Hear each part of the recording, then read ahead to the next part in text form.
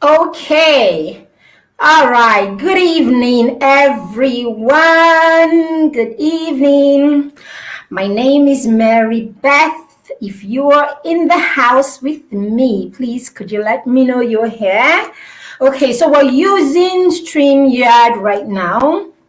And there's a notification there on StreamYard that says you should authorize StreamYard to show your name when you make a comment. So you could do that. Just give the authorization for your name, for the app to show your name when you comment on Facebook. You can take a minute to do that. Okay, so my name is Mary Beth Chima. I am the author of the children book Bedtime Stories for Champions. I've also gone on to author a planner and a journal for you to plan your parenting journey. I am big on creating plans because I think that parenting should be very intentional, very purposeful, so that we are not just guessing, and we're not just guessing and then doing whatever comes. It is the life of people that we're dealing with. It doesn't matter that we are the parents of these children. They're not our properties. They are people, human beings that God has given us the responsibility to take care of. And I think it is only responsible that we do a good job at it. And I also say every time to parents, if we pay attention and we go the extra length to be good at our job and be good at every other thing that we do, why not? Why not? Why shouldn't we pay attention, and then put effort into being amazing parents? And that's what the group is about, parenting through mentorship. I say again and again, for you to teach, for you to parent, for you to be amazing at this job of parenting, you need to close your eyes, envisage or think of the adult you would want to train your child to be. Think of the adult you would want to see, the person you would want to see in your child.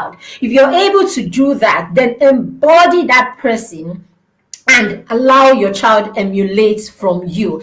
That is the absolute best way to train a child. It's the absolute best way to train anybody. Okay, so I wrote a post this morning and I said in that post, okay, people have been talking about the challenge. Okay, the challenge has been going on the internet, and young people, sometimes even married people, getting all whatever.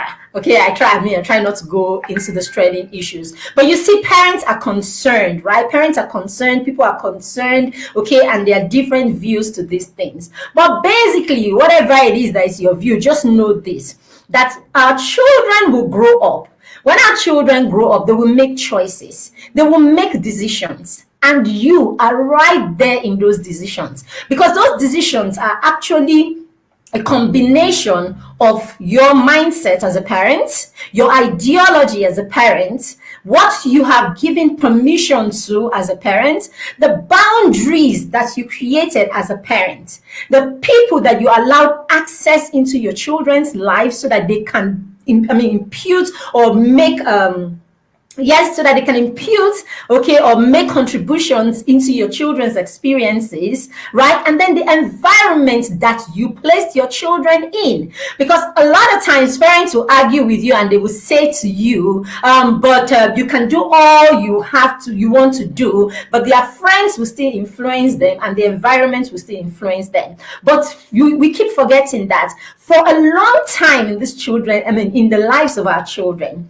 we are like the ultimate. So we direct the places that they go to, the schools they go to, the church they go to, the friends that they hang out with at some time in their lives. And during this period, what we're meant to be doing is to be teaching our children how to make choices. We're supposed to teach them how to make choices. Step back, allow them make those choices, see where there are problems, nip what we need to nip in the bud, make corrections calmly, nicely, and all of that. With that, as the children keep practicing before us, by way of us allowing them make their mistakes, we can correct them.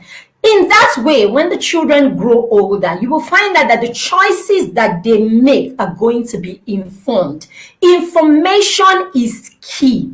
Information is key. It's not enough that all you're doing is, all you're doing is yelling, or all you're doing is getting angry and beating them every time they go wrong or they do something wrong. It is important that you give them the whys and that you have these conversations without pressure.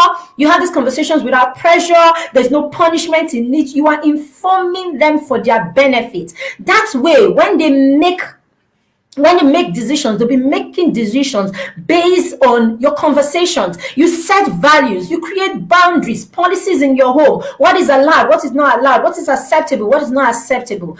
By the time your children grow with these boundaries, you will find that the boundaries become second nature. And as they grow older, it will come into play when they make decisions. So parents, our children and the decisions that they will make are very key. They're very important. And we need to start right now, wherever you are. If your child, in fact, even if you're pregnant, start now. If your child is 2 months, start now. If you have a teenager, the day they say you wake up is your morning, isn't it? So start at that point right now. All right, so great. So we have created resources to help you do this. I have the 360 parenting planner. It is used for you to create plans.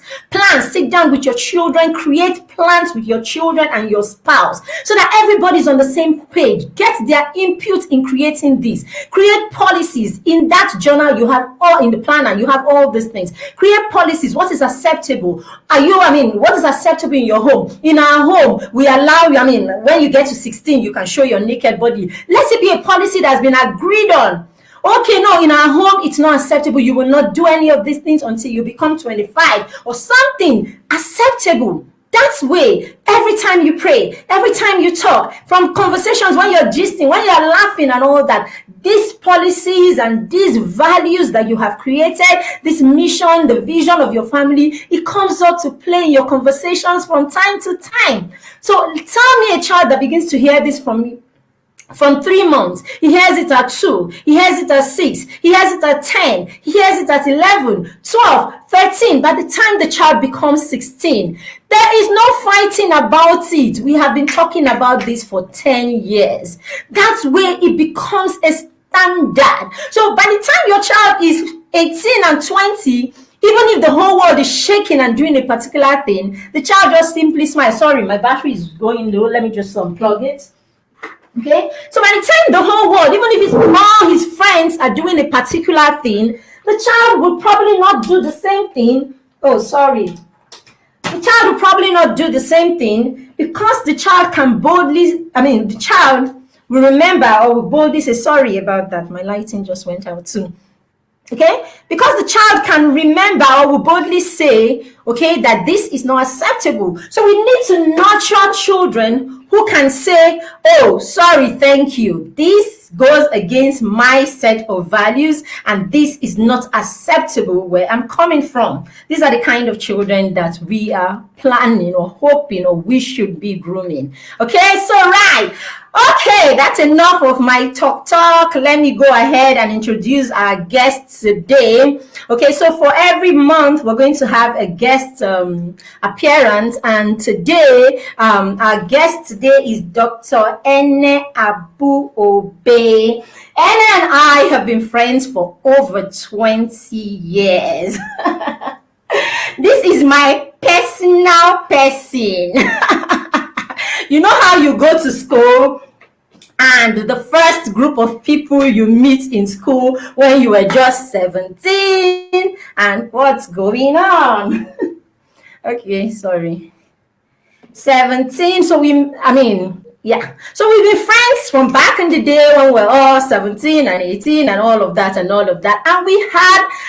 we had quite some fun in school. We're from 2 different backgrounds. We had other friends, all of us from different backgrounds. And there were a lot of things that came to play, okay, during the time that we're in school. So recently, Anna and I were having conversations about all these things and all of that and where we are at this point in our lives and the things that we have realized, the things that we know and the things we know would help us and help other parents right now to understand their teenagers, their preteens more. Okay, and I said to her, babe, why don't we have a conversation on the group? I mean, what's the point knowing all these things, okay, and we're not sharing? Because, hey, as adults, we all had different lives, right? We all had different lives. There were people who were just very good girls, so they went to school, they were good girls to the end. And then you will not have a child that is probably not, like, I mean, okay, I'm using the wrong phrase or wrong word, good girls. Now, there are people with different personalities, right? So you are probably, that person with a calm personality and all of that. And all of a sudden, you have a strong-willed child, or you have that kind of person that is the life of the party as a child. And then you're confused, you don't know what to do because you don't know this kind of person, because that wasn't what you are. Okay, so when you hear other people's experiences and difference in probably personality from yours, right, then listening to this conversation, it would probably help you, right, to apply it with your child. And I have two different personalities, but enough talk, let me just bring that on screen. Okay, all right, hello sis. Welcome, dear. Thank you for honoring us, or for coming to be a part of this. I have done a tiny little introduction, so maybe you just want to tell our audience a little more about you. All right. Hello, everyone. I'm happy to be here. My name is Dr. Ene, medical doctor, and recently I realized that I had a passion for mental health. And it's been a journey, unraveling things and, putting pieces together. And, it's still a journey. I'm still on the journey. But it is very satisfying to know that things childhood, always informs where you are and where you're going to. And so I hope that, just sharing and gisting with Mary Beth would, give a lot of people insight, as to things that, happened, while we're growing up, or happen in their adulthood, and, stringing it to something, that, occurred while you were growing up anyway. So, yeah, I do hope that, someone there would be, touched, so to speak. Mm-hmm. All right, thank you so much, Anne. So usually, of course, there's always a message, as I said earlier. There's always a message in every broadcast, in every conversation, and all that. So what I say to parents every time you come for conversations or for sessions like this is just sit there, and whatever resonates, take it and see how you can apply that in your parenting. But one thing is sure, that information is very key in today's parenting, because how we're parented is definitely, it doesn't matter how well or how good your parents did. Because somebody said to me the other day, she turned out well, and I said, I did not turn out well. I know, because do you understand? I didn't turn out well. If I turned out well, I wouldn't be doing so much work today. I had to do a lot of work on myself. If someone or some people had stopped to do most of the work, then probably I wouldn't have too much to unlearn. So what we need to do for our children is give them an adulthood, or give them a life that they don't have to repair. Okay, so that's what we're trying to do. We want to do differently and give our children a life that they don't have to repair, or at least they don't have to spend so much time repairing. They can just shoot and impact the world. Do you understand? Because that's what we're all here for. Impact, purpose, living that purpose. So why waste time repairing when you can just shoot and do what it is that God created you for? So my first question, right? You say those times you were young. You came to school, you were even a bit younger than me, right? So you came to school at the time, we were young, 17, 18, and all of that. And the average teenager leaves home. Right? Leaves home, and they're very excited.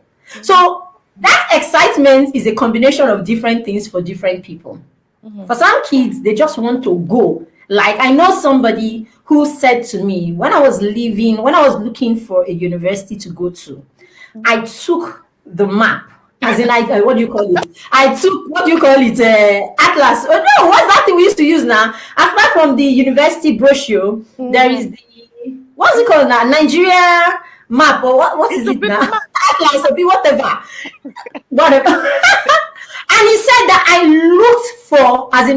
looked for the university that offered a particular course that was the farthest from where my mother was. And I picked that. I had never gone to this place in my life. I don't know anybody, I don't have any relative. But I needed to put that much distance between my mother and I. So because of that, I looked for the university that was farthest. So Me, for that kind of child, the excitement of leaving school would have been something. So for you, what was the excitement of leaving home and going to school? What was it for you? um, so yeah, it was freedom, and I would explain that. But I'm Okay. to have to take you back, to give a little add context. Background. So, growing up, right? I think at the age of 3, I my parents were living separately, not because they were maritally separated, but because my dad was transferred to another city, and my mom decided to remain because she didn't want to lose her job. So they agreed that she would come visit from time to time. And so Mm. my dad inadvertently became a single dad, so to speak. The times when my mom wasn't around, he was a single dad. And so he brought us up. I'm the only girl in the set of 5 boys. So he brought us up as boys. Like he wouldn't be bothered. At some point he cut my hair, like he bothered with, I have to go make my hair, disturbing him and all that, and crying all night because it was painful or something. And so every time my mom would come, she would get frustrated. And so she would try to girly me up because I was all boys. I was all, you know, trousers, low cuts, climbing trees, playing football outside. And so on this visit, she would bring dresses, she would bring earrings, trying to girly me up. And then she would succeed for the time being. And then on her next visit, I would have been back to my boyish thingy. And that one just annoyed her, and then it strained our relationship because I didn't do the things that she liked or she would have Mm. wanted to do. I wouldn't be in the kitchen when she would be. I'll be outside playing with the boys. So I feel like it just made her perpetually angry with me and at me. 'Cause every time she opened her mouth, she was shouting at me, holding me. We didn't have a relationship. I can't remember any time that I sat down with my mom to discuss. So I didn't know how to do that. And so it affected my relationship with the female, with female, Mm. young and old. I couldn't relate with females. And so I started, my affinity was, to boys, towards boys. I felt comfortable with them. I knew what they were talking about, because I was around boys all my life. So I had more male friends Yeah. than female friends. And so when I was growing older, I had a lot of boys calling home, and my dad was not comfortable with it, and so that made him, lock me up, kind of, because he felt like, oh, I'm getting wayward. I'm just only about boys, and if I would go out, I would go and see boys. This Mm.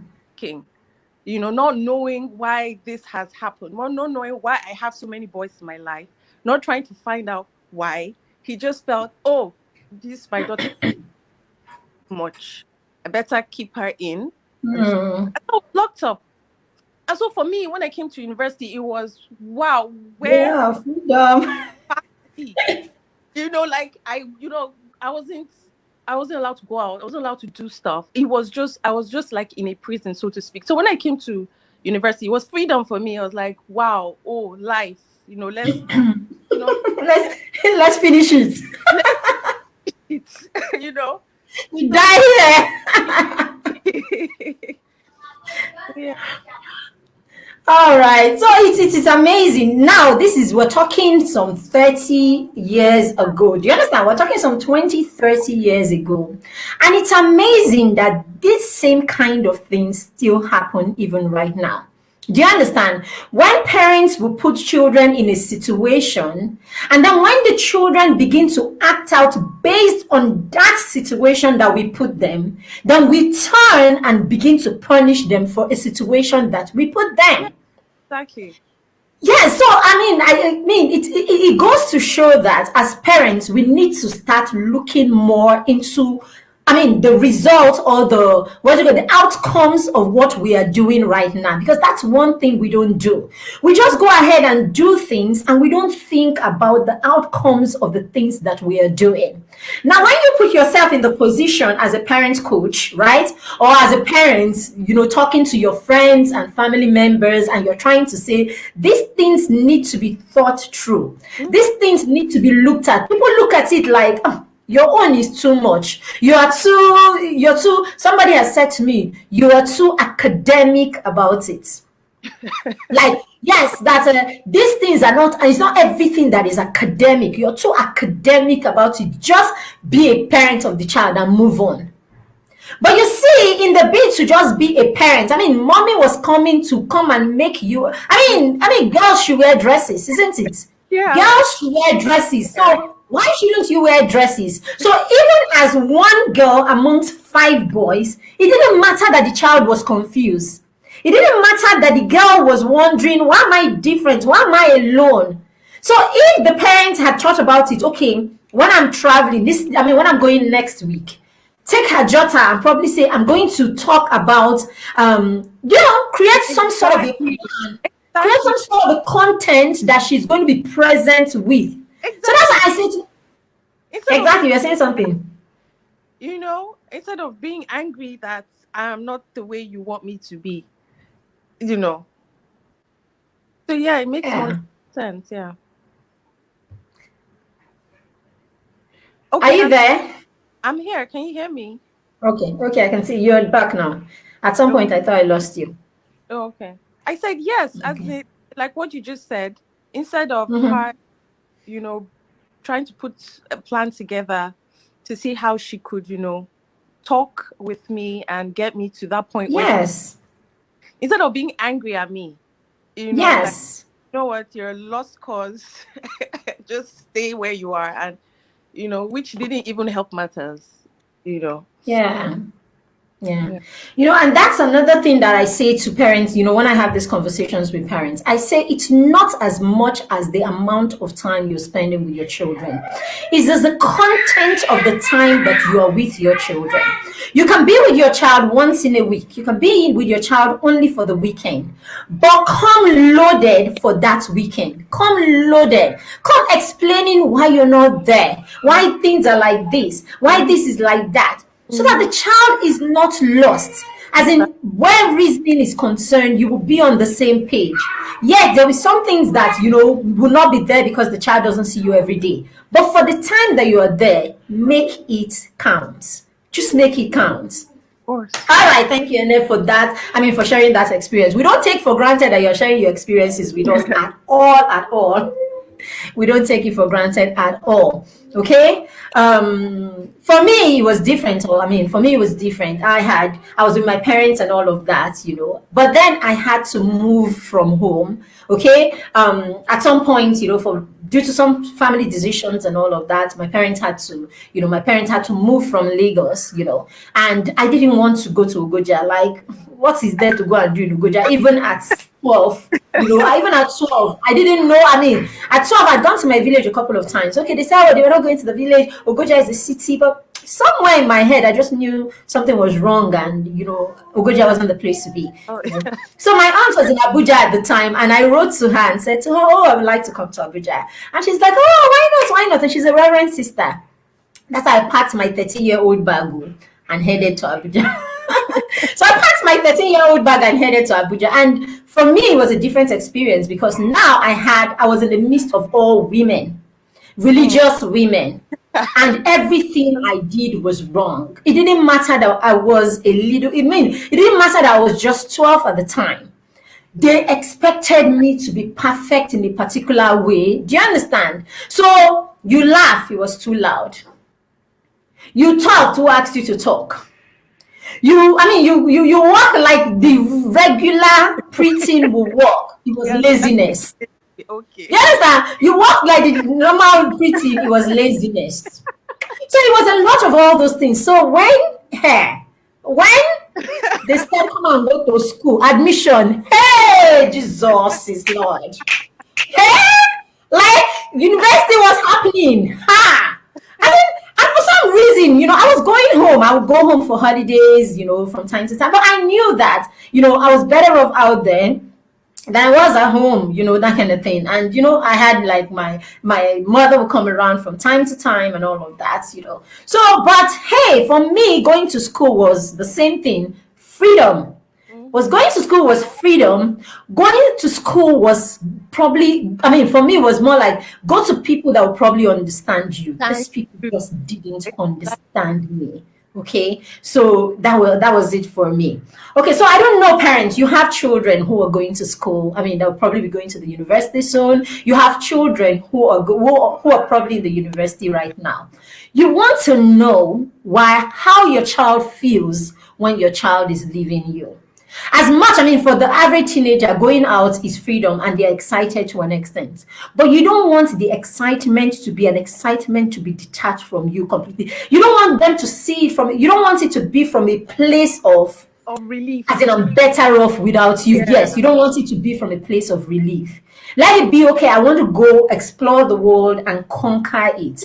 But Yeah. you want to also have an attachment with your children such that even while they are out there, they still rely on you as the solid support system. That when anything shows up in the list that looks like danger, you're the first person They that they call. turn to. Okay, so that brings me to my next question. You remember those times now? I don't know because I did remedials before you came in 100 level, right? And then we had other friends. We had like our other friend that were really close and all of that. Okay, I wouldn't. Would she like me to call her name? Okay, let's just leave it. All right, so basically, when school and I don't know, as I said, I don't know whether it was when you came or before you came. Every evening when we had to go back to the hostel, those times there was no GSM, so we had the phone booths in school, in the main campus, and we didn't have one in the what do you call it, the hostel, right? There was none in Abuja hostel. We went to University of Jos, by the way. So if you are a Jos site and you are here, hey, great Jos. So I went to University of Jos, right? So that's where all this was happening. So I remember those days when we were leaving and we're going back to the hostel in the evening. Our friend would stop to make a phone call home. It was like a ritual.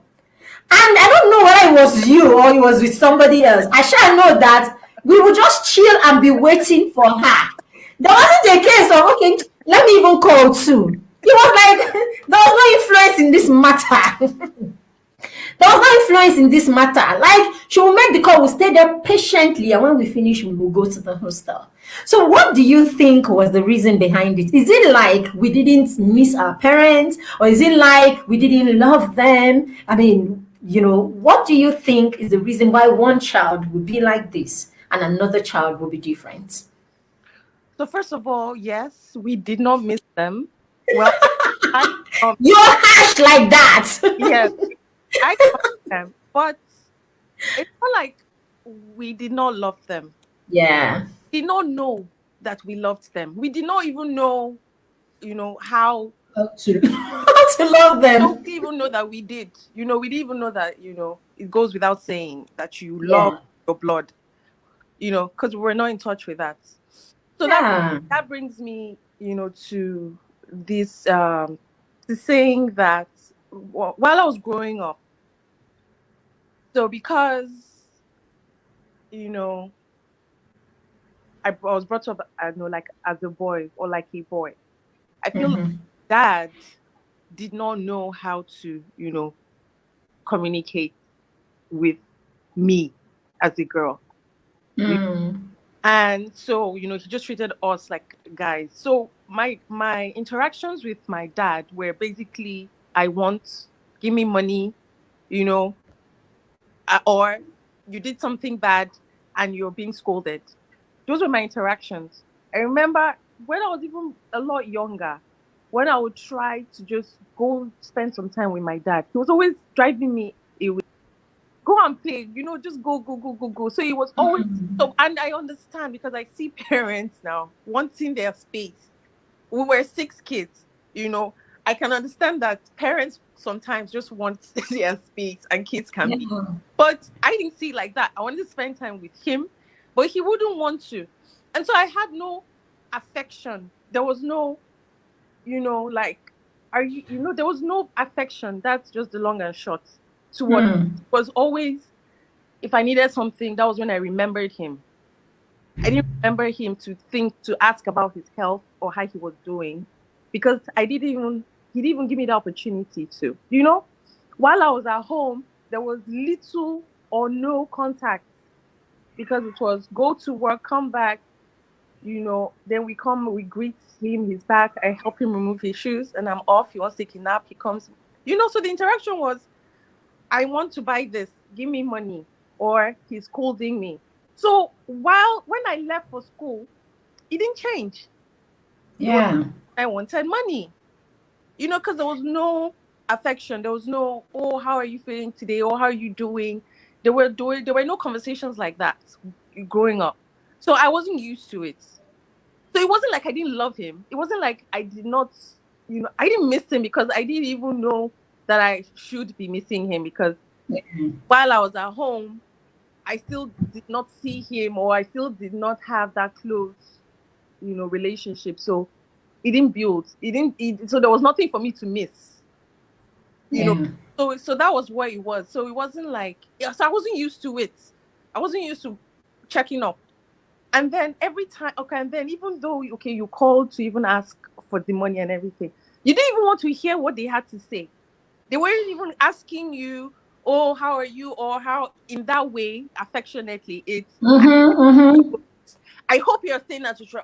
Like they just feel like, oh, always in trouble. And, so it was like, oh my God, I just want this money and, just get off the phone. Just leave me alone. Yeah, so it wasn't like we didn't love them. We didn't know that Yeah.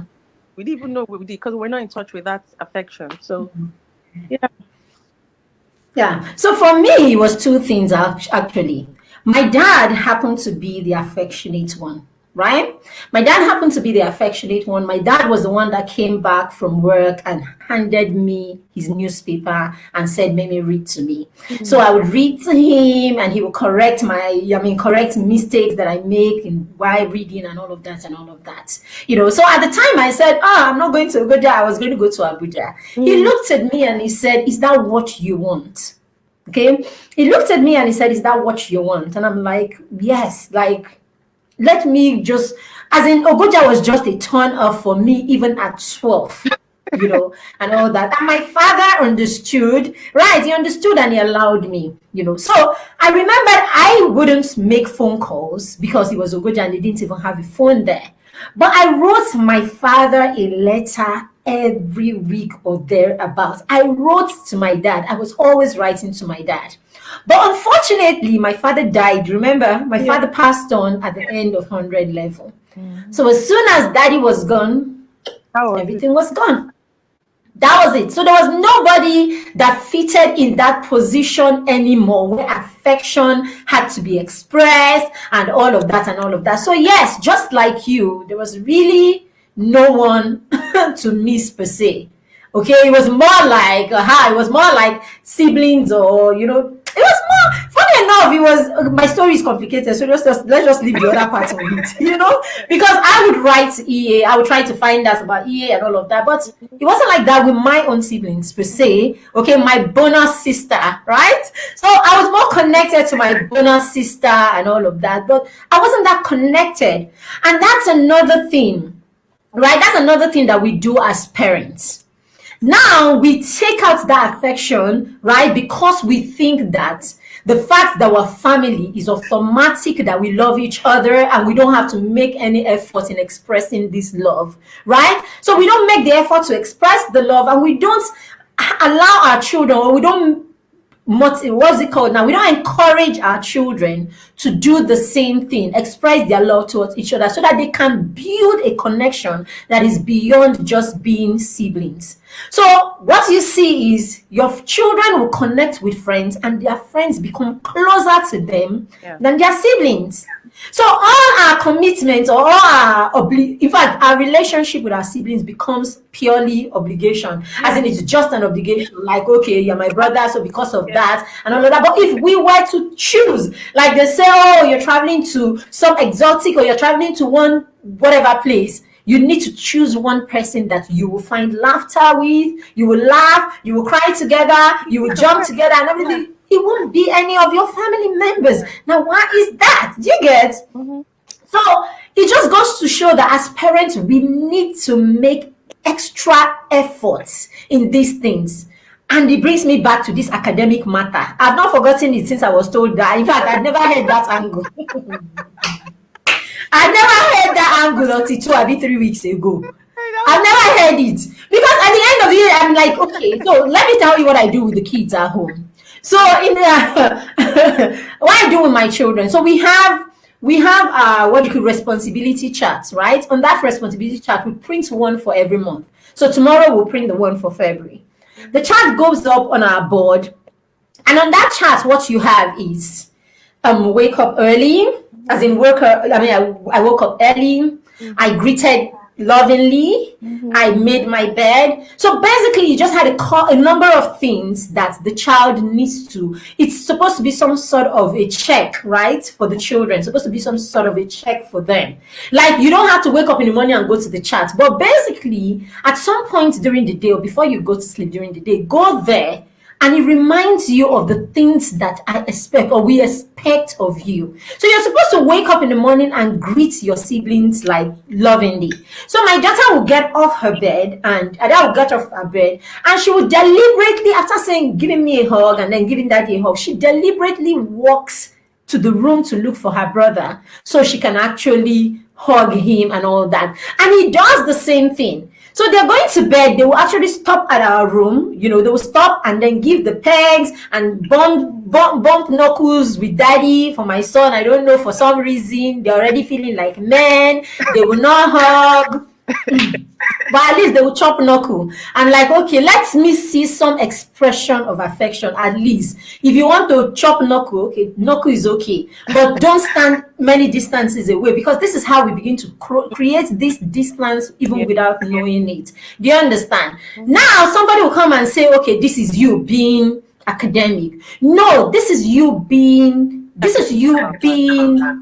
intentional, being practical, and then putting structure in ground to remind the children to do this. So because they do this every day, or sometimes when they don't do it, you're not shouting and screaming about it. You're like, you didn't show some love today. So that way it becomes a reminder. They do it over and over again, and it's second nature. People say when their children see them, they don't hug them anymore when they come preaching. Anyway, it hasn't started in my house yet. My son will still hug me in the midst of 10,000 people. But what I'm trying to say is, when we do these things, our children imbibe them, they internalize them, and then it becomes, second nature, and we don't have to struggle when they are 16, because that's the problem.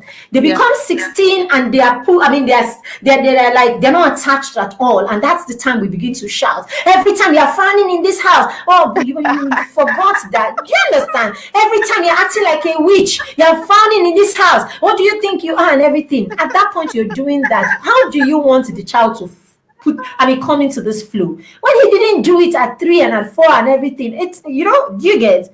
A time will come when they're very young, they will naturally just hug you. But if you don't make deliberate effort towards it, as they grow older, they detach. Do you understand? As they grow older, it doesn't come easily anymore. Yeah, and it's not much as just tell them to do it, but the emotion that involved while they're doing Yes. it's not like panic Yeah, exactly. and everything. But if you involve that emotion, they feel it, so they feel it, and it helps them to keep it up. But when it's mechanical, Yes. it just oh, I have to do this. Yeah, It yeah, exactly, exactly, didn't even mean it from, an emotional standpoint. And, you know, exactly, exactly. All right. So now the next question I want to ask you is, as a result of all these things, do you think there was a point, or did you get to a point where you think you became rebellious in any way? Was there any time in your life you started doing certain things that you think was a direct rebellion? Okay, as per probably what has happened, or where you had reached at that point in your life? Was it anything like that for you? oh, yeah. Um, so growing up, at a certain age, I realized that, you know, I could, you know, try and talk with, you know, my dad and make him see reason, and it just was always hitting a wall with him. You know, Hmm.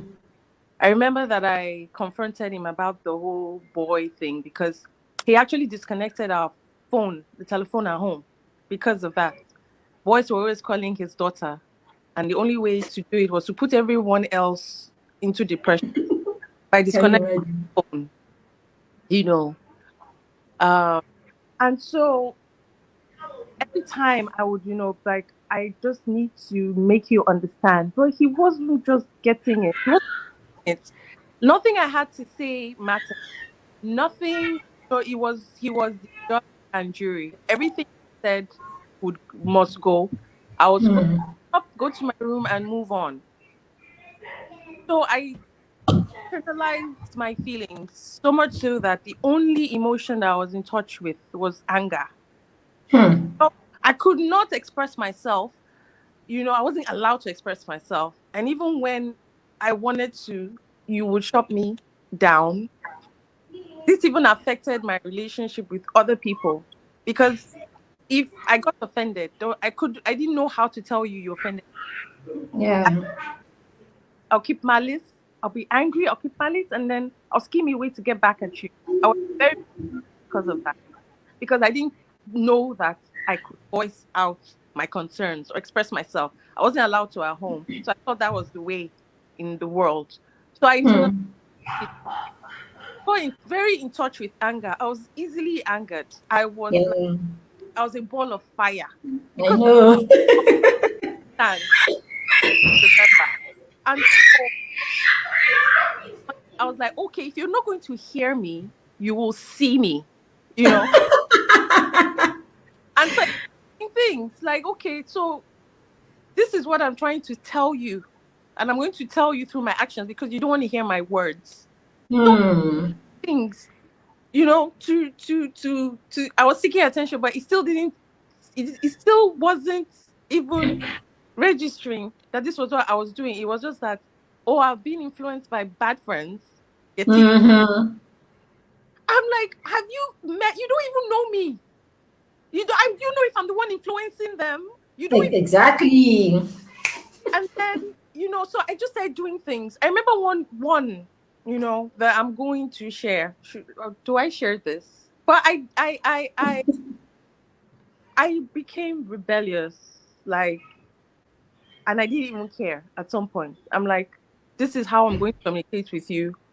Well, deal with it. And I started doing things, and I didn't even care. I did not care. At some point, my dad was someone who would punish you by taking something away from you. He would buy you a gift and hold it. He'd give you a gift but still hold the other end. So when you did something, he would take it away from you. That was his form of, punishment. And then he would do that with certain things, your car and all that. And then there was this certain um, incident that happened. He didn't, but he instructed the security not to let me out. And I'm like, okay, fine. I cannot drive out. So there are taxis, right? No problem. So I packed a little bag and, just left my room and I walked out of the house. And then I called my brother to bring the bag for me wherever I was. And I didn't come back home for like a week. Yeah, so that by the time I came back home, you would talk with me. You know, that I just need something that would draw attention to know that I need to talk to you. You know? So yes, yeah, I I became really rebellious because I couldn't voice my couldn't express myself. Yeah. Thank you very much for sharing. And these things, these are the things that come up in parenting. And a lot of times, parents would look only at the misbehavior or look at the negative behavior that the child is presenting. We don't stop to look at the cause of the negative behavior. So, in that way, parents exonerate themselves over and over again Yeah. they separate themselves from the behavior that they see in their children. It is only when you're doing well, when our kids are doing well, Yeah. when they are representing That very that well, we will associate with that yeah. behavior. But the moment it is a negative behavior, we remove from it and then look Yeah. for a friend, look for Yeah. another person's child, okay? Because in the head of every parent, you are a good parent. It Yeah. is only the next Never person child. that is a bad parent. Yeah. And that has become a block. Because we create all these blocks, it stops us from being better or trying to be better as parents. It Mm-hmm. stops us from looking for help when we need to get help. Mm-hmm. It stops us from going ahead to look for information or to get knowledge. Because at the back of our minds, we Mm-hmm. are good parents. We did not go to any parenting school, oh. We did not do nothing, oh. We did not get any expertise at this thing, oh. But by Think virtue, you understand? By virtue of the fact that we produce eggs and we produce sperm, automatically we have become yeah. excellent at parenting, and then we now decide that it is only the next person, it's only the next person who, like us, did not go to any parenting school or anything at all. It is only that person that is not a good parent. So every time our children are good, we are good. Anytime our children are bad, It's somebody is bad. So parents, this is one thing you want to look at. For every negative behavior that your child presents, there's you reason. want to go back and look at the foundation. You want to go back and look at the root cause And of that that behavior. Because yes, and oh, ask and have conversations and then track your records. yeah. Track your record. I don't have my planner here. Okay, it's a bit far. Okay, that is what the planner is about. The journal, sorry, the journal. The journal is, the way I created that journal. There's none here. The way I created the journal. I created the journal in a way that there are six different areas that I focus in parenting my children. I focus on their beliefs and ideology. I focus on leadership skill. I focus on belief and leadership skill. I focus on personal and home management, how you're able to manage yourself as a person. Okay, and then their emotional intelligence comes in, social intelligence comes in, and all of that. Okay, we also look at interest and impact. Interest and purpose, your interest and your purpose. Then we look at academics. So you see now, I mentioned academics as Yeah. one Was of I many intentional? other things. Do you understand? Because a lot of times what we do as parents is we just put it, your child is doing well. If you hear the average parent say his child is doing well, he means that the child is coming first in class. Yes. That's what it is. For the average parent, a child who is doing well is the child that is passing in school. The child that is shining in school is the child that is doing well. That kind of thing. So based on this, because most of what I create it based on my experience. And as I say, if you use the material and you can connect or something can resonate, then you can apply it in your situation. So in that journal, this areas that I have mentioned, what we do is we create a learning experiences every day along these lines. So you can go there and record, what you achieved in each of these area every day. Yes, sometimes you may not be able to record every day, but hey, you'll be as consistent as possible, because parenting is about consistency like many other things. Yeah. Like many other things. The things that you give energy is the thing that will grow. The thing that you're consistent with and practice is the thing that you get better at or you get good at. So it's the same thing with parenting. When you practice and you are at it every time, then definitely you will find that you begin to do a lot of things seamlessly. Yeah. So with the journal, you're able to go back and track where the problem might have been, what it is that you're not doing, what part you're not giving energy, and all of that. So that's where you're not dealing with a child every time. Okay, you're not looking at the child as the problem. You're able to take some blame too as to what's going on, in the child's life, right? So Yeah. thank you very much, Ene, for sharing. In my own case, my rebellion, you notice, I mean, if you remember, I wasn't like very, Mhm. as I said, there's that thing that we don't know. No matter how small a parent imprints in the life of a child, you don't know how far it will go. So the fact that I had my dad for all those years, and my dad was, would I use the words, was it constant or was stable, right, in his emotions and all of that and all of that. So I Mhm. think I took a lot of my dad. So my dad was a calm person. So even growing up, I had a level or a degree of calmness. My dad was that person that was patient with people. So I had that degree of patience with people and all of that. So even when I went to be with my aunt and all that, people not believing what you say, look, Mhm. always thinking the worst of you and all of that. Yes, my own rebellion was I locked up. Okay. My own was I locked up.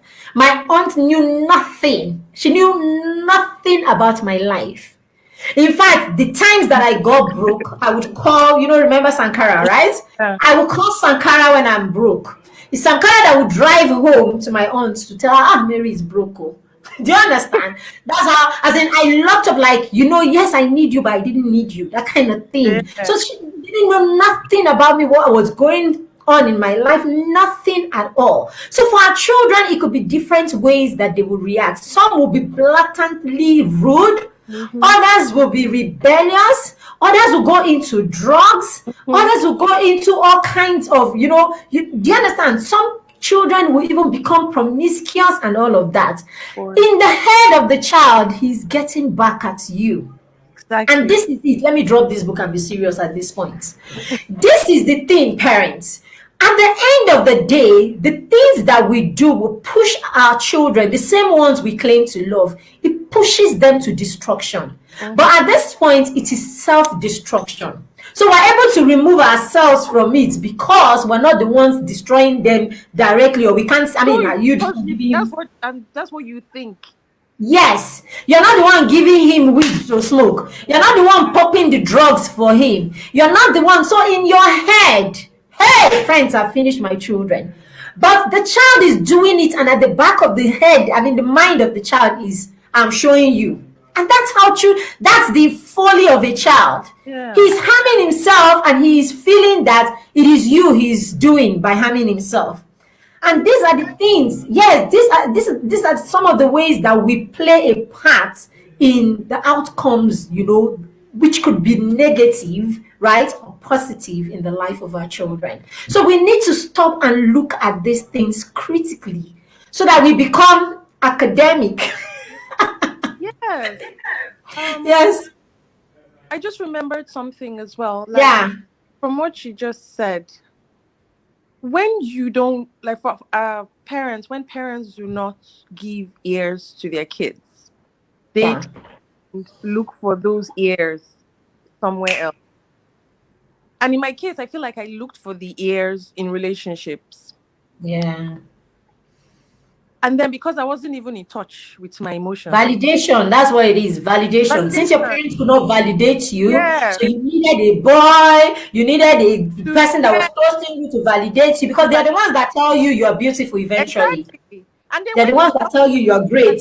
when they now tell you all the things that you want to hear, and then they give you the weed or the alcohol or the whatever it is very easy for the child to just, blend into that Go you know, for it. lifestyle. So yeah, it makes a lot of sense coming from Yeah. that. You push them, those friends that you say that are influencing them, but those friends that are Yes. so called friends influencing them are friends that years. Exactly. And you know what it takes? I mean, a lot, as we say to parents, there's always a voice in the head of your child. There is always a voice in the head of your child. Whose voice that is, do you understand? Mhm. Whose voice is loudest in the head of your child is the issue. So if you don't decide to make your voice loud in the head of your child, the voice of the friend that seems to be very what do you call it, very confident, right? Yeah. He just needs to have a friend that is very confident. That person's voice becomes the voice. The person that validates them, Mm-hmm. right? Whether it's a boy or a girl, all of a sudden, you're so beautiful, you're intelligent, you are brilliant. Meanwhile, you're not saying that to the child. That person's voice becomes the voice in the child's head. Mm-hmm. Now, imagine our friend that, as I said, yeah, be the voice in your child's head. Yes. Okay. Thank you for sharing that. Now, so imagine our friend that I said stopped to make those phone calls every day. Mm-hmm. Whatever it is, the parents are still depositing their voices in her head Mm-hmm. every day. And you can tell, I mean, it was very simple. There It were was a lot of things very that we obvious. did that she didn't do. Very obvious. There were a lot of boundaries that she had that we didn't have. You understand? Because somehow there was a voice that reminded you every day. Now the situation is different. We have Lovingly. GSM. Reminded you lovingly. Lovingly, exactly. Now the situation is different. We all have telephone, we have mobile phones and all of that, and you're probably speaking to your kids every day. But it's still, what are you saying to your children when you call them? Are you reminding them how if they get pregnant they shouldn't come to this house? Are you reminding them to remember the daughter of whom they are, or as they are in that school? Are you reminding them that if you come back with a bad result, we will not open the door for you in this house? What are you saying to them? Because all this your emotional blackmail will not work. It will not work. It doesn't work, parents. Even Okay. All right. So let's jump. We'll end this in the next couple of minutes. Okay. Just two more questions and we are gone. All right, so now let's think deeply. Do you think, right? mm-hmm. Do you think that, as a result of all these things that happened, Mm-hmm. do you think some of these things, stood probably in the way of you finding purpose? Would you say at those times we were in school, we even had an idea about our purpose? When, I mean, you were a medical student. Did you go to medicine because you wanted to be a doctor? I ended up in botany. For one, I hated it from day one. From day one, I hated being in that department. But hey, when I got home, they said to me, it is better to be in school doing something than doing nothing. You're even lucky. Do you understand? So I went back to school now feeling lucky, isn't it? So I went to school every day, carried my bag every day with my spaghetti. With my spaghetti and my bootleg. Oh, with my spaghetti and my bootleg jeans. I went to school every day, facing the real thing that was going to happen in class. Just happy to go to campus and take pictures. And then we took pictures. What's that in So himself? it was more like, for the pictures, for the, hey, what's up? What bag are you carrying? What's up? Nice shoes. I said, What's up? Then after school, we'll now hang out and now sit down in front of, now in A, front of that telephone A1. place, and Swear. then A1, and then geez, that was more of it, too. That was more of it. Of course. So do you think that, all of these things probably stood in the way of you finding purpose? Did you find it then? Have you been able to even, do you understand all of this? Let's Yes. So right from time, I wasn't nobody talked to me. Growing up, even asking me what I wanted to do in life, which is very important. No matter how young your child is, you want to ask and know. Why, right from a very young age, I knew that I was supposed to be the family doctor. I was, sit tight to family doctor. I knew that I was supposed to be. I had no choice because my dad told me I will be a doctor. This was like even before I finished primary school. I was told that I was going to be a doctor. Nobody bothered to know what my talents were. Nobody bothered to know what I loved. at some point, and I didn't realize it that I loved to talk. Like I did not realize that I do, enjoy talking. And at some point, I thought I was going to be a singer. At some point, I thought I was going to be a model.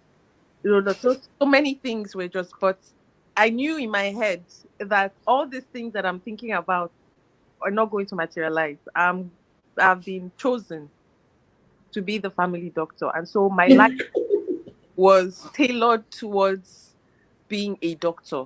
So I didn't even have any desire to explore my talent or my I Yeah.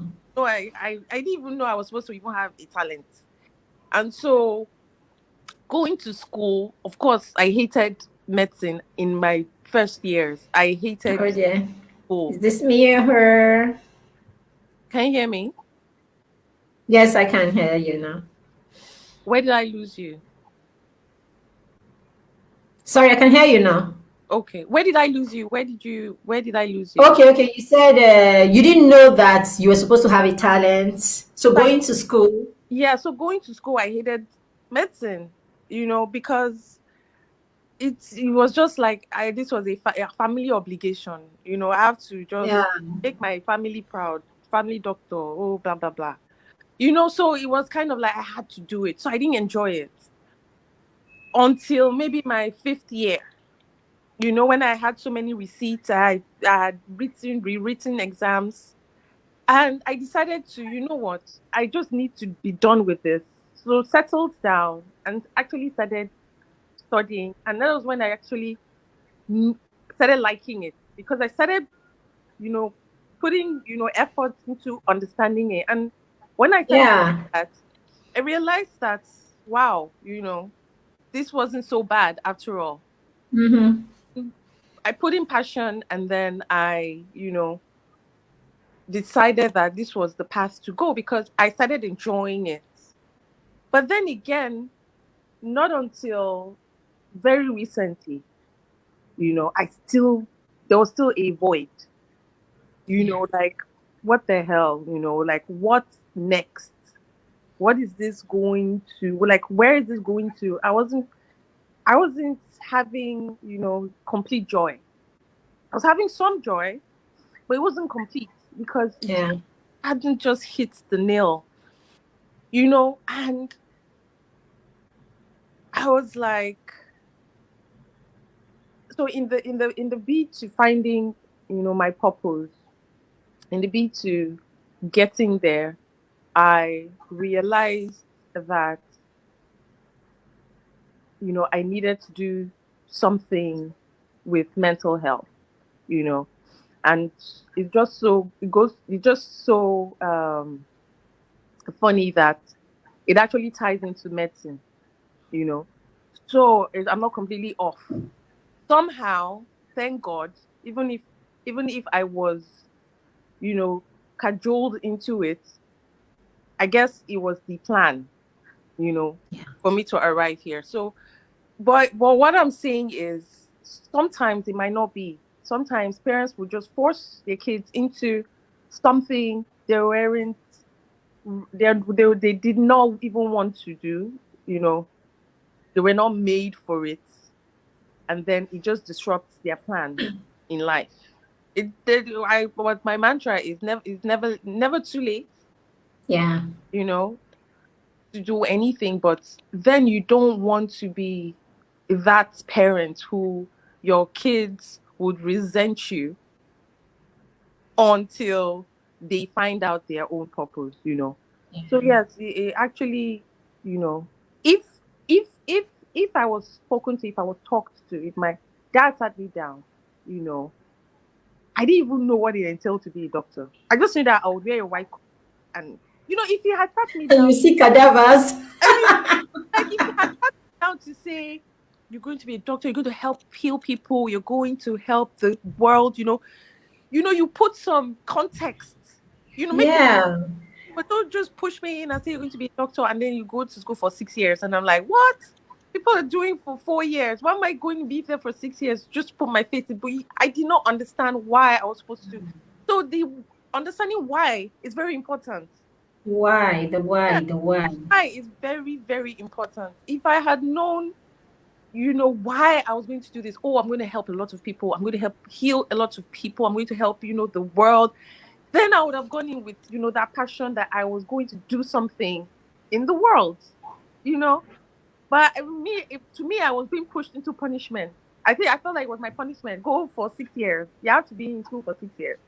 I felt like, so that was it. Yeah. So it actually, yeah, distorted that. Something, and as you're saying these things, it's really very deep for me. It's really very deep for me because I understand completely. I was there with you. I I was there with you throughout. I remember I mean, you had to receipt your oh my first MBA, and it wasn't funny. We God. practically had to beg you to write it I again. swear. I remember how Anytime you would I come. was done. Yes. I was No, like, I I'm mean, done. as you're talking, I feel like crying because this is so deep for Uh, me. And you don't know, right? You don't know how I feel. As in, you don't know. I told my husband the other day, as in, I feel new. As in, I feel new. Enna is new. And as in, it's like, it's like you found your sister all over again. That's how it feels for me because I was right there and I saw how rebellious you were. I saw how you fought medicine in every way. As yeah. in, you fought medicine from every end. You wanted to be the opposite doctor, like totally.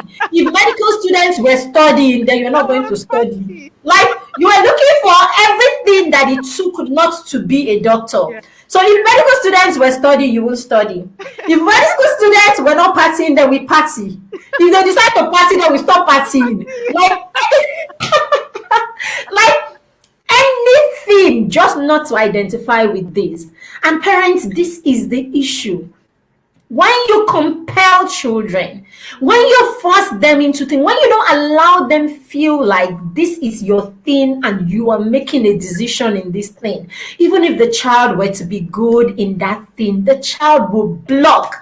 That's the thing. The child will just you as in you you practically like you just blocked out completely. Like I'm not interested. Yeah.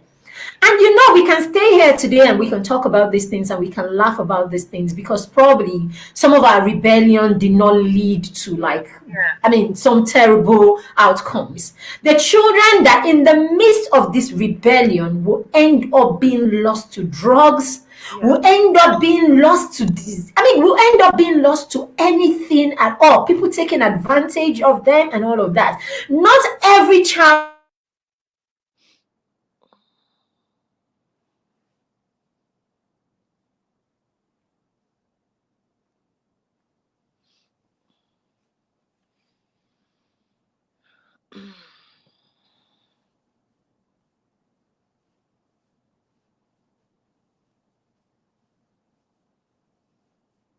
I can hear. Can you see me?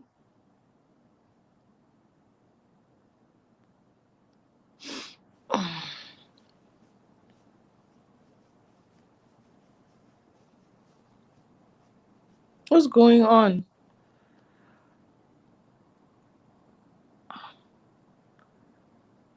You're frozen. I'm not even sure if I'm still live.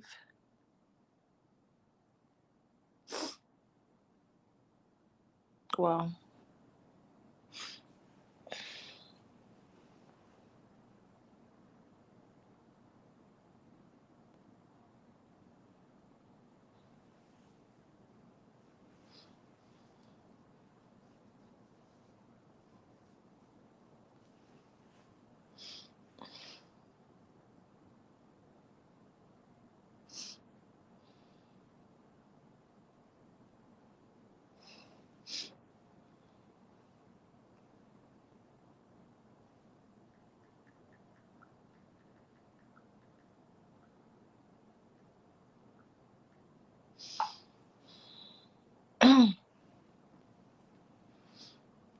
Okay. Do I leave?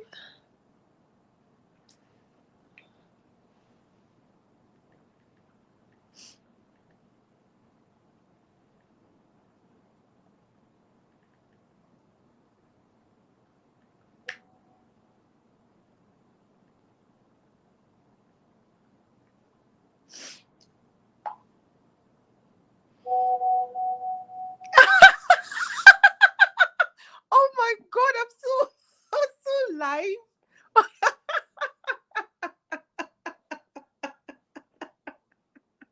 Oh my goodness. Oh my goodness. Mary Beth, come back.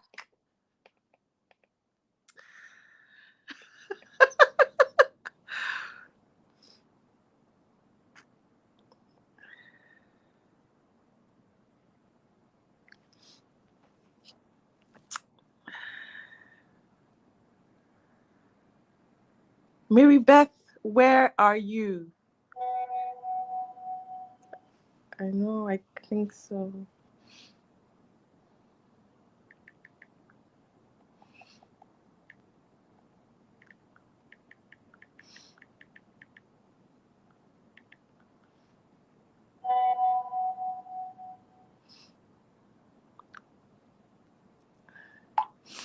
Okay, Mary Beth said to tell you all that it's network and she's trying to sort it out.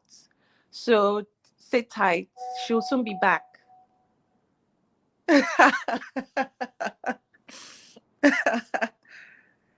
She'll soon be back. She's trying to sort it out. I don't even know the people. I can't see anything. I don't know who and who is watching.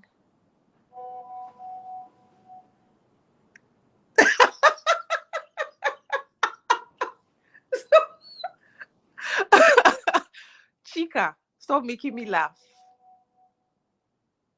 I need to...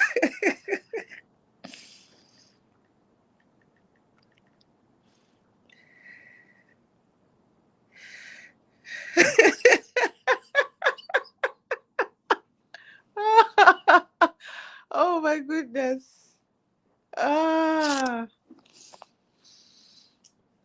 It's not NEPA, it's network. I have to pause this. Somebody is making me laugh uncontrollably here. But I don't want you guys to leave. Just hang in there.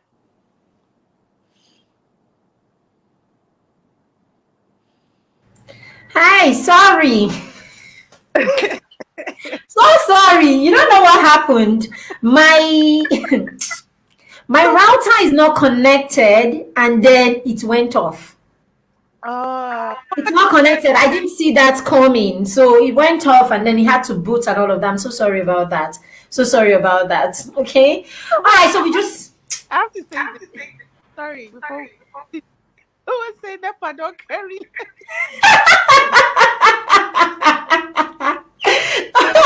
Thank you, you guys. You try. It is Niger. Anything is possible. Okay, this time it's never on the internet. Thank you. I mean, thank you for staying on. Thank you very much for staying on and all that. Okay, so we were saying, what are we saying even? We're talking about the why. Yeah, the why. Yes, the why. So the why is very important, right? It's very important that our children, know why, Anna is the one that's gone now. Oh, please, if you can hear me, just okay. So no, Nepa. By the way, Anna is joining us from the US, so we don't expect Nepa to carry lights in the US. It is in Nigeria they carry lights anyhow. All right, so basically, so it might be that you're pointing the child towards the right thing. I mean, you want your child to go to school, study medicine, whatever, because you can see the strength of the child and all that. So when I talk to parents about helping their children find purpose, okay, by the way, we have a course. It's called Pathway to Effectively Support Your Child to Find Purpose. What we do in that course is help you not to be anything like what we're talking about today. Is to help you calm down and identify what it is that your child's strength, such that you are the one that first of all begins to look for how to help the child gain expression, and then you look for ways to help the child hone that skill. Look for experts if you have to bring them in, but then you begin by understanding the child and understanding the why behind whatever the child is doing. Okay, that course is starting on the 6th of February. If you want to join it, please let me know in the comments and send me a message, and then you'll be a part. It's a robust course. At the end of it, I share a lot of my experience. I've been working with my children. My 5-year-old wants to write. She's just 5. So everything they say, I just take it seriously. Like, it's not anything big. Yes, it will change 1,000 times. But for every time you have an interest, I am here solid supporting you. You understand? So for now, she will read books, and then I buy her this big book where she can now go there and draw based on what she has read. Just express yourself. She'll finish drawing, then the next day I'll give the book to her and tell her, okay, just write what your character is saying. And then she will go there and then she will write what the character is saying, and then I come back, like that. We work on this just so that she is already walking in the direction of that talent. And then for every day we do something about it. For every day you do something about that particular interest or skill that the child has. So tell me how the child will work on a particular thing every day, every month, like that. Small things here, there, and the child will not get better at it. Do you understand? So basically, we do that in this course. And then there's that part of allowing children make decisions or make it look like they are the ones making the decisions. This morning, my son was going out, for a coaching program. And I came out and I asked my niece, so what did he pack? Okay, what did he pack for breakfast? And she's like, plantain and ketchup. Plantain and ketchup. Yes, plantain, ketchup, and sausage. So what's he having as snack? Popcorn. I'm like, what did he eat in the morning? It's like golden morn. I'm like, really? So what is healthy about what he has taken? And she's like, oh, that's what he wanted and everything. Because I was working this morning. My day was going to be loaded, so I had to prepare in the morning. And they're old enough. He's 11, she's 17. They can fix themselves, So I'm like, no, you don't do that. You don't necessarily have to allow him have all that. I mean, you can play with options and say to him, oh, it's okay. You can have plantain and this. If you're going to have oats for this morning, let them make, these are the options. So you can have plantain if you're going to have oats this morning. Or you can have golden morn if you're going to go with vegetables. And so that's where they have options. That way the child will not go, okay, you know something? Okay, I will just go with oats and so I can have plantain. Or, something, let me just do the golden one and go with rice and vegetable. That way, they feel like they made the decision. But what you have done is you have pointed them towards healthy choices. So that's it. So when as parents, we can make children understand the why. We can give them, you leave some path for them to decide. You will realize they will take it, and as soon as a child can own it and see it as its thing, the child will do better at it. The child will do well at it, and there will be no need for rebellion and all that, just because you don't know where that rebellion can lead. It could mar or it could make the child. It could waste a lot of time for the child. Look at us now. We're finding purpose we're finding purpose in our late 30s. Right? In our late 30s and all of that, that's when you're finding purpose, when you could have purpose the same, path that we would have. Yes. Do you understand? The same path that would have gone some 10, 15, 20 years ago. So parents, there's no need to give your child a life that the child has to repair when you can set the child on the path to creating a good life, impact, purpose, and all of that. Children need to start creating and, inventing instead of turning around, arguing and fighting all over the place. All right, so and I will ask you for a last word. Thank you so much. Is there any advice you want to give to the average parents today? Going by your experience and all of that. Yes, but before I do that, there's an experience. I was about when I told my dad party. I was between 6 and 8. I wanted to go for a party. He agreed. And on the day of the party, I dressed up. I went to him to take me there, and he just dismissed me. Like, go and sleep or something. Yeah. So I was very angry. My party clothes I had, dressed up. So I was very angry. I went to my room. I knelt down beside my bed. I was crying. I was wailing, in fact, so that he could hear me, So it was around 6, 8. So I laid down half of my body because I knelt down, at the side of my bed. I knelt down half of my body on the bed. And so suddenly I felt like a sharp pain, from my neck, to my shoulder. And suddenly I couldn't move my neck, left or right. So I was taken to the hospital. you know I missed school, for some days because of how severe it was. And I remember Wow. I had a conversation with my dad saying that, basically scolding me out of my sadness. Like, why was I sad? Because I didn't go for party. To him, I was Mhm. forming the neck problem Yeah, we do those things. Yes. because he did not allow me to go for party. I caused myself to have neck pain that I couldn't move. That the doctor even realized and said he saw he saw everything, the swell and all that. But I was the one, I formed it. So practically scolded me out of it. I didn't have the right to be upset. Whatever he as a parent said to me was right, Yeah.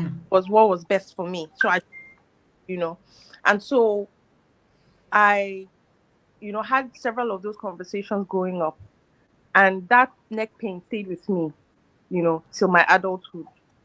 And so, like Wow. I said, um, while I was, trying to find out my purpose in life, I stumbled upon meditation. And I realized that through meditation, I would get direction and, instructions of how to go about, really realizing my purpose. And then one of them days, I realized this event came to me. I had forgotten about it. This Yeah. event came to me, and something said to me, you need to forgive. That's where you need to start your forgiveness. This whole journey is you healing and letting go of so many things and forgiving. And that is where you need to start to forgive. You have to go back to your 6-year-old self and forgive your dad for that. Wow. And because Wow. it also informed me that that was my resentment started. That was when my programming, so to speak, started. That was when I started forming my beliefs because I just believed that I wasn't good enough. I wasn't supposed to go out. I wasn't supposed to socialize. My belief system started from From that, there. So that was where I needed to start releasing from to get to the point where I am so that I'll be able to realize my purpose. And it was a process. I had to start from there. Things I had forgotten, people that had forgotten that did things to me Yeah. back. And I was releasing and I was releasing, I was releasing as I was going. And then I noticed over the days that I would sleep and wake up, no neck pain. This Can thing you me imagine? from like 6 to 8 years old though. I used to tell people that knew about it, I would tell them that if I slept with a pillow, it would start. So I never used pillows because Mm. those now I sleep with pillows and I don't have neck pain. So it was an emotional thing that manifested as neck pain. Can you I imagine? I just put it there. I was carrying emotional pain, anger, excitement, and all that. And only when I was able to release people, release the anger, release and just forgive, that pain just suddenly started dissipating. I didn't even realize until one day I was like, oh, I slept with pillow. I've been sleeping with pillow for a few days now and nothing.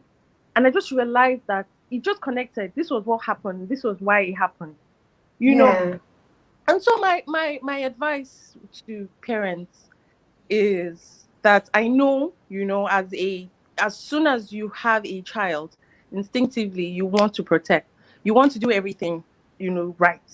And doing everything right to you might be detrimental to your kids, you know, Mm-hmm. and you're setting yourself up for future blame and resentment. Because when anything goes wrong in that child's life, they will blame you in the end.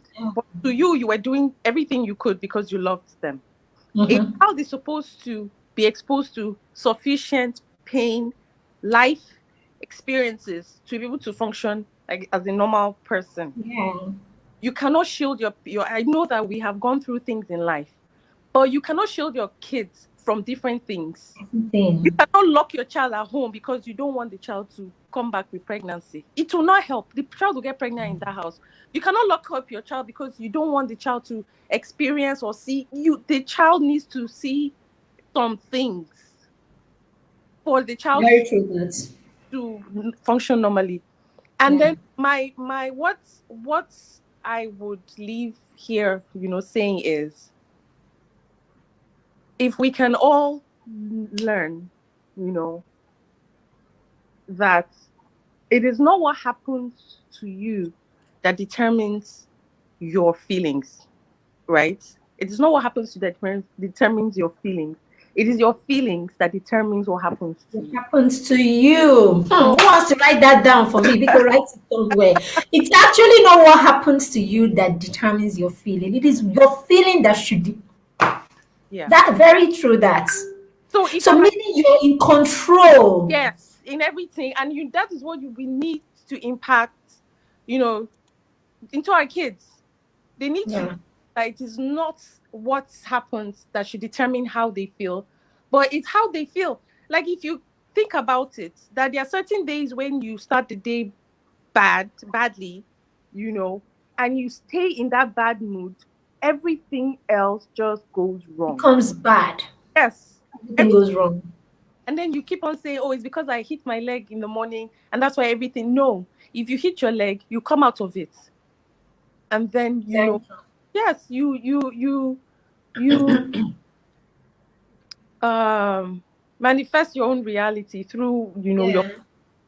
So if we can, you know, make our kids understand that there will be little resentment. We don't want our kids to resent us up till our late 30s. Yeah. They might not even get there and just resent you for life. You know. Exactly. Some people might not even get there. That's, I mean, very true that. I was saying about my aunts and all of that. I didn't have a relationship with my aunts until when I got married.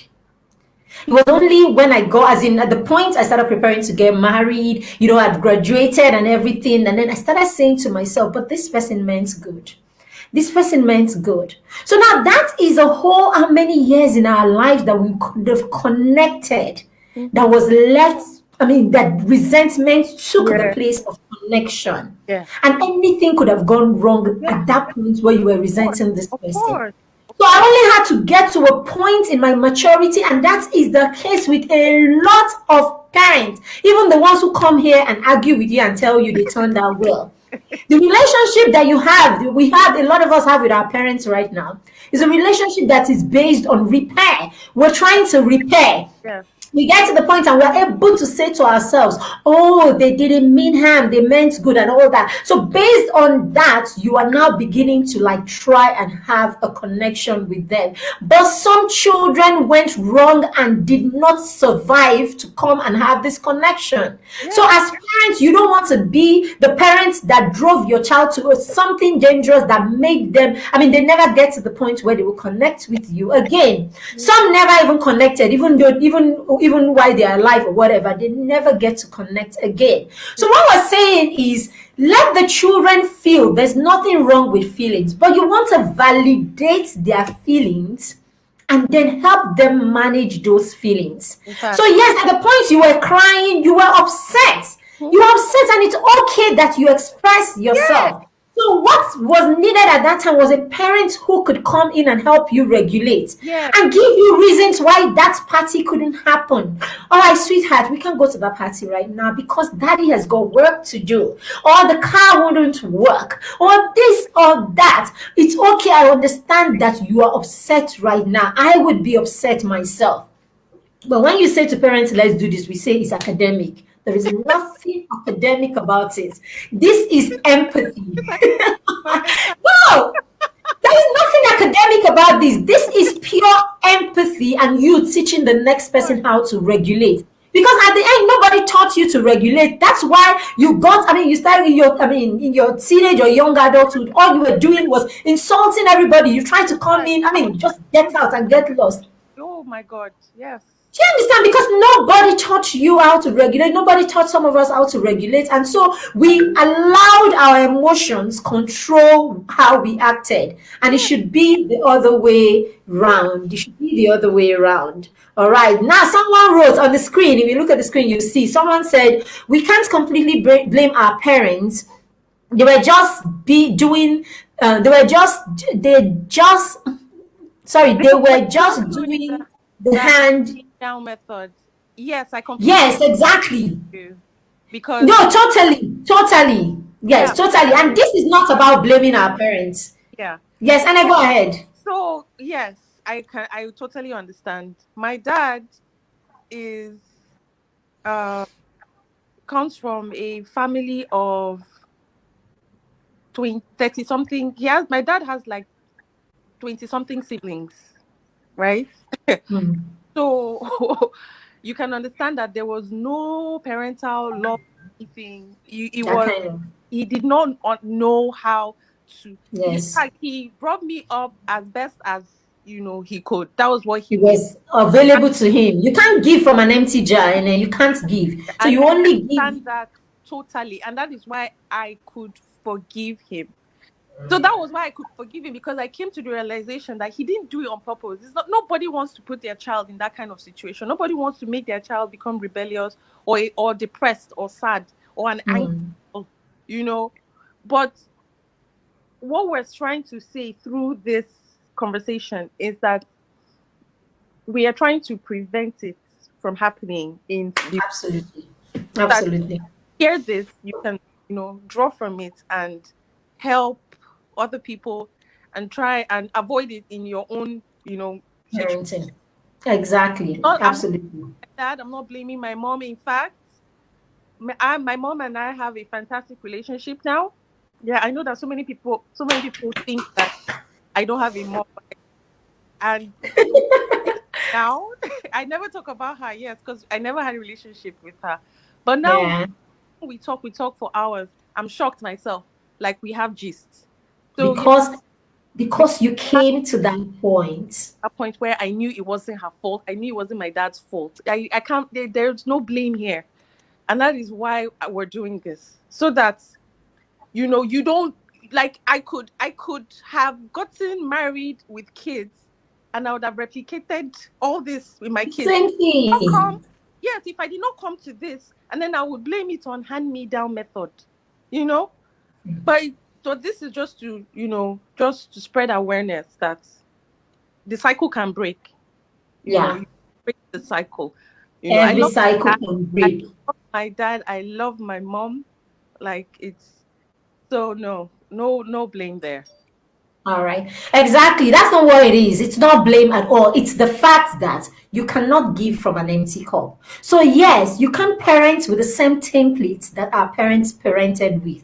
And the only time you can tweak, change, or do differently with your own template is that you are getting the required knowledge. You are telling, I mean, you're sharing notes, right? You're sharing notes with other people. You're picking different ways to do these things. You're learning about it. You're reading books. You're getting knowledge, and you're seeing how other people did Mm-hmm. differently.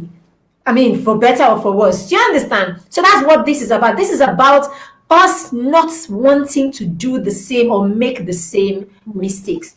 Thank you so much, NF, for taking time from your busy schedule to come and do this with us. Thank you so much for sharing with us, because I know these things are deep, and these things are, this is you. This is you being bare with us. This is not Google. This is not this is not us sharing from Google or after reading, or, and all or that. We put some points together. This is reality. So thank you so much for being this for being this what's it called, benevolent, to come share your experience so that other people so that we can learn from your experience and apply in our parenting. So thank you everyone who made time to join. None of you allowed StreamYard show you, I mean Facebook show your name, so I can see your comments, but I cannot see your name. So thank you very much. But I know for one that Chika is here, and then Chika is here. on that said, F carry light. I know.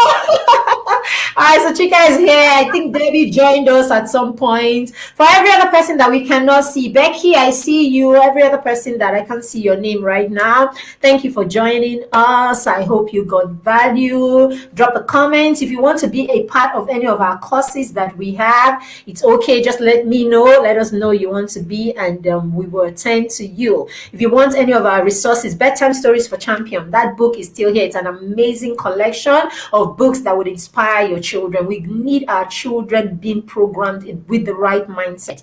Mindset, very key. Okay, so we have all these resources to help you on your journey. So thank you. We do not take it for granted that you allow us be a part of your parenting journey. Have a lovely, lovely evening. And this is Mary Beth signing out. All right, then. Bye. Thank you, Ernest. Thank you. Bye. All right, so bye, everyone. Okay. Boom.